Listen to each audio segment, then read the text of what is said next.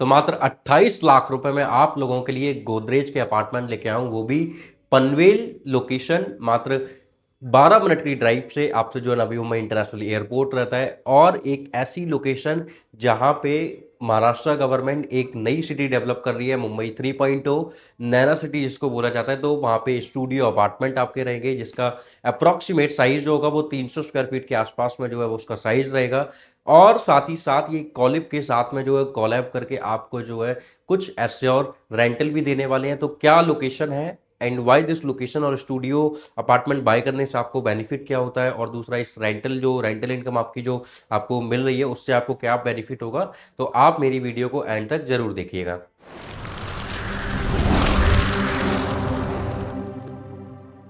Hello investor, my name is Mohan Tripathi. I hope आप बहुत अच्छे होंगे। तो आज एक बार फिर हमेशा की तरह जैसे मैं पैन इंडिया आप लोगों के लिए प्लॉटेड डेवलपमेंट अपार्टमेंट के प्रोजेक्ट या फिर कॉमर्शियल के लॉकेबल स्पेस आप लोगों के लिए लेके आता हूं। तो आज जिस प्रोजेक्ट की हम बात करेंगे, जिस लोकेशन की बात करेंगे, तो पूरे ऑल ओवर इंडिया में जो इन्वेस्टमेंट के रीजन में अगर आप देखोगे तो जो सबसे हॉट रीजन है वो यही वाला जोन आता है। तो यहाँ पे स्टूडियो अपार्टमेंट है। गोदरेज सिटी आपने बहुत अच्छे से नाम सुना होगा, अगर आप दिल्ली रहते हो, अगर आप नोएडा रहते हो, या फिर आप मुंबई रहते हो, तो आपको पता होगा कि इनकी ये इंटीग्रेटेड टाउनशिप है, जो कि 100 एकड़ की इंटीग्रेटेड टाउनशिप है, जहाँ पे आपका हॉस्पिटल लेके आ रहे हैं, इंटरनेशनल स्कूल लेके आ रहे हैं, आपके बैंक लेके आ रहे हैं, एटीएम्स लेके आ रहे हैं, आपका हाई स्ट्रीट रिटेल लेके आ रहे हैं आप लोगों के लिए, और ऑफिस स्पेस लेके आ रहे हैं, अपार्टमेंट लेके आ रहे हैं, और उसके बाद में 8 एकड़ के लैंड पार्सल में आप लोगों के लिए जो है ये एक जो है बहुत ही सुंदर ब्यूटीफुल फिल्म सिटी भी जो है वो वहां पे बना रहे हैं। तो समझो कि आपकी टाउनशिप के अंदर में इन फ्यूचर एक्टर भी आने वाले हैं। तो प्रॉपर्टी का रेट जो है वो बहुत ही जो है मार्केट के हिसाब से, मार्केट के अकॉर्डिंग बहुत ही हाई लेवल पे जो है ग्रोथ की स्पीड से जो है आगे फ्यूचर में चल के भागेगा। अब यहाँ पे ये जो अपार्टमेंट है आप लोगों के लिए, सो इसका जो प्राइस है 32.99 लाख है, जिसमें डिस्काउंट करने के बाद में आपको जो है ये 28 लाख रुपए का जो है अपार्टमेंट पड़ता है। अप्रोक्सीमेट आपका जो है 300 स्क्वायर फीट के आसपास में जो है इसका कारपेट एरिया रहेगा, जिसको कॉलिब जो है आपको पर मंथ जो है 8,000 रुपए 5 साल तक जो है देने वाला है। उसके बाद में जो है वो इंक्रीमेंट कर देगा। 5 साल के बाद में जो इंक्रीमेंट होगा तो वो अच्छा खासा इंक्रीमेंट होता है, क्योंकि 5 साल का आप जो है उनको एक टाइम पीरियड दे रहे हो। तो हो सकता है कि वो आपको 10% या 15%, या ऐसा भी हो सकता है कि वो 50-50 भी कर ले, कि जितना भी बच रहा है तो 50% हमारा, 50% आपका रहेगा। तो ये आपको जो है यहाँ पे जो है एक बेनिफिट देखने को मिलता है। अब हम मुंबई से स्टार्ट करते हैं। तो 1971 में मुंबई एक ऐसी लोकेशन थी जहां पे पॉपुलेशन इतनी ज्यादा हो चुकी थी, सेचुरेट मार्केट हो गई थी, प्रॉपर्टी हर कोई बाय नहीं कर सकता था, रहने के लिए मकान नहीं थे वहां पे। और आज की डेट में भी अगर आप देखोगे तो रेंटल इनकम वहां पे जो है अच्छी खासी जनरेट होती है, और वहां पे फ्लैट जो है अवेलेबल नहीं है रेंट के लिए। उसका रीजन क्या है? उसका रीजन बस सिंपल सा यही है कि लोग वहां पे इतने हैं। मतलब आप एक एग्जाम्पल के तौर पे आप ऐसे ले लो कि वहां पे अगर 1 लाख लोग अगर जा रहे हैं तो 90,000 लोग हमेशा के लिए बस जाते हैं बॉम्बे में, और केवल 10,000 लोग ऐसे होते हैं जो वहां से वापस आते हैं। अब इस लोकेशन में तब वहां पे जो ये सारी सिचुएशंस हो गई, तो मुंबई के साथ में एक और सबसे बड़ी प्रॉब्लम थी। वो क्या? वो ये प्रॉब्लम थी कि 3 साइड से जो है वो अरबियन सी से घिरा हुआ है। तो उसको एक्सपेंड करने के लिए जो है जोन भी बहुत ज्यादा जोन नहीं थे। एक बीच वाला जोन था जहां पे ये थाने वाला आ गया, और नवी मुंबई वाला जोन आ गया। एक जो अपना और जोन है वो वसई वाला जोन था, तो वो भी ऑलरेडी सैचुरेट हो चुका है पूरा, क्योंकि वसई के बाद में गुजरात लग जाती है। तीसरा जो जोन है वो ये पुणे वाला जोन था, जहां पे ये अपनी एक ट्विन सिटी वाला कॉन्सेप्ट पे पूरी जो है मुंबई 3.0 नैना सिटी डेवलप कर रहे हैं पुणे के साथ में, क्योंकि महाराष्ट्र सेम इनकी स्टेट है। और एक बड़ी सिटी के बाद में एक और बड़ी सिटी में जो है आप एंट्री करते हो, क्योंकि पुणे आईटी हब है। तो मतलब कि मुंबई और पुणे जब जुड़ जाएंगे, जैसे दिल्ली गुड़गांव जुड़े हुए हैं, जैसे दिल्ली और नोएडा जुड़े हुए हैं, जैसे दिल्ली फरीदाबाद और गाजियाबाद जुड़े हुए हैं, सेम एज इट इज जो है ऐसे ही मुंबई और पुणे को भी जो है ये जोड़ने का काम कर रहे हैं। तो 1971 में नवी मुंबई को इनॉग्रल किया गया, नवी मुंबई आया। सो नवी मुंबई को बसाने का रीजन ये था कि पॉपुलेशन माइग्रेट हो और नवी मुंबई तक पहुंचे, नवी मुंबई में रहने के लिए जाए। तो उनका एक पर्पज ये कंप्लीट हुआ कि पॉपुलेशन माइग्रेट होकर वहां पे रहना स्टार्ट हो गया। बट एक प्रॉब्लम फिर आ गई उनके साथ में कि जिस तरीके का वो एम्प्लॉयमेंट जनरेट करना चाह रहे थे वहां पे, वो एम्प्लॉयमेंट वहां पे जनरेट नहीं हो पा रहा है। दूसरा, सबसे बड़ा रीजन है ये कहीं ना कहीं नवी मुंबई को फेल होने का। वो दूसरा रीजन क्या है कि वहां पे जो है कनेक्टिविटी वाइज बहुत ज्यादा शार्प नहीं है।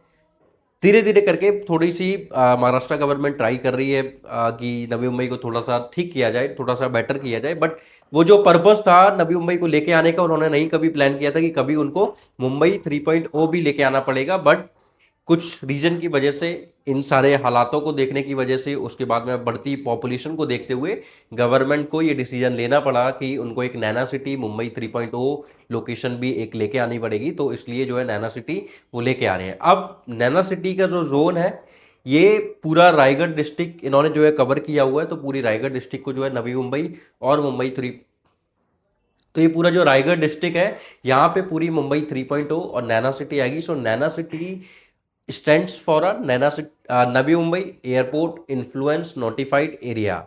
इन एरिया में 5 मेजर एरिया है जहां पे गवर्नमेंट केबल इंडस्ट्रीज लेके आएगी, केबल आईटी सेक्टर लेके आएगी, स्पेशल इकोनॉमिक जोन्स बनाएगी, मल्टी लॉजिस्टिक हब्स बनाएगी और स्विफ्ट सिटी बनाएगी। उसके बाद में मतलब डिफरेंट डिफरेंट वेरियस टाइप में, उसके बाद में एजुकेशन सिटी बनाएगी। और एक बहुत बड़ी बात आपको बता देता हूँ कि ऑलरेडी महाराष्ट्र गवर्नमेंट ने पनवेल के लिए जो है नवी, और एक बात और आपको मैं बता देता हूं कि महाराष्ट्र गवर्नमेंट ने इंटरनेशनल कंट्रीज से जो है एमओयू साइन कर चुके हैं वो, कि किन कंट्रीज की जो है उनको यूनिवर्सिटीज लेके आनी है। तो मुंबई 3.0 नैना सिटी में आपको जो है इंटरनेशनल की कंट्री, इंटरनेशनल हाई क्लास जो कंट्रीज हैं, उन हाई क्लास कंट्रीज की जो टॉप यूनिवर्सिटीज हैं, उन टॉप यूनिवर्सिटीज को जो है नैना सिटी में लेके आ रहे हैं। तो सोचो कि एजुकेशन का भी बहुत बड़ा हब ये क्रिएट कर रहे हैं कमर्शियल हब के साथ साथ में। तो अब ऐसे एक प्रीमियम लोकेशन पे जहां पे पॉपुलेशन आज की डेट में कम नहीं हो रही है, उसके बाद में वो एक और नई सिटी डेवलप कर रहे हैं। तो आप खुद सोचो कि किस तरीके से जो है डेवलपमेंट को वो देख रहे हैं। और पनवेल एक ऐसी लोकेशन है, अटल सेतु बनाया गया। अटल सेतु को क्यों बनाया गया? लोगों को लगा कि मुंबई से बाहर जाने के लिए या साउथ मुंबई से लोगों को बाहर जल्दी पहुंच जाए वो विदाउट ट्रैफिक के, विदाउट ट्रैफिक फेस किए हुए। बट एक्चुअली में ये रीजन नहीं था गवर्नमेंट का। गवर्नमेंट का एक्चुअली में जो रीजन था कि वो उस लोकेशन से जो है उस लोकेशन में पहुंचे, तो वो रीजन ये था कि वो नैना सिटी मुंबई 3.0 से कनेक्ट करें और उसके बाद में जो है नवी मुंबई एयरपोर्ट से जो है उससे भी कनेक्ट करें। तो ये सबसे कुछ मेजर रीजन थे।